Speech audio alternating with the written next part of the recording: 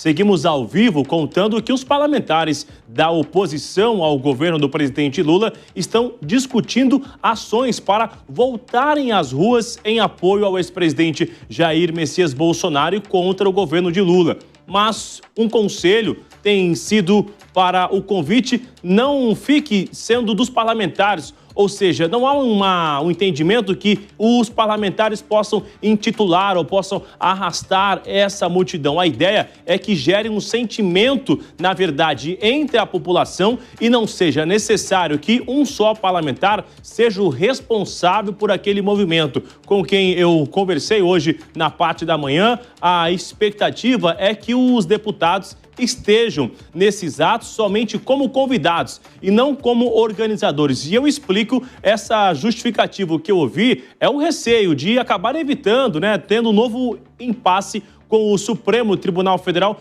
como a gente viu em relação aos atos do 8 de janeiro, que tinha uma suspeita de organizador, de incentivador, de financiador. Então, a ideia é de gerar o engajamento nas redes sociais e que gere um sentimento na população de ocupar as ruas, que seja um sentimento orgânico e não que tenha um chamamento por parte de um deputado exclusivamente. Então, fontes revelaram que a orientação é, de fato, acertar na comunicação e não somente usar a imagem do ex-presidente Jair Messias Bolsonaro, e sim usar os erros do governo atual e também o enfrentamento em relação ao Supremo Tribunal Federal, diferentemente do que vinha sendo feito através de Silas Malafaia e de Jair Bolsonaro, que eram somente em São Paulo ou no Rio de Janeiro. A ideia agora é de aumentar essas manifestações em diferentes cidades, em diferentes estados, gerando então esta comoção e indo para as ruas novamente. Vamos ouvir então as nossas analistas. Vou inverter, começar com a Ana Beatriz, que nos faz companhia e será sempre bem-vinda aqui em tempo real.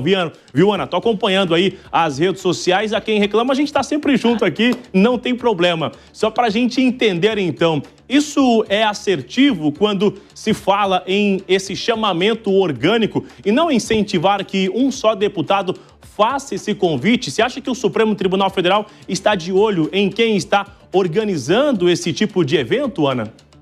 Bruno, eu acho que aí a gente entra numa seara muito delicada de expressão da vontade, de manifestações que são constitucionalmente asseguradas, e a gente espera que o Supremo Tribunal Federal, na qualidade de guardião da Constituição, também respeite este tipo de manifestação. O grande ponto aqui é o quanto os nossos representantes estão preocupados com a situação de uma pessoa específica, enquanto o país pode vir a enfrentar nos próximos dias, por exemplo, uma tarifa de 50% sobre os produtos que são exportados. Então, a gente precisa pensar sob o aspecto prático de que esses deputados deveriam estar mais preocupados com outras questões que envolvem o país e o interesse público.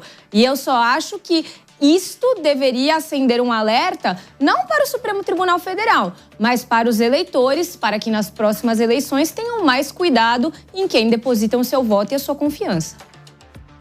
A gente já volta a conversar, continua com a gente aqui em tempo real. Quero ouvir também da Mônica Rosenberg sobre esta ação, então, da oposição em articular justamente essas manifestações. Quando se vê isso acontecendo em vários estados, em diferentes cidades, isso fortalece a oposição, diferentemente de realizar um evento isolado, como em São Paulo e no Rio de Janeiro?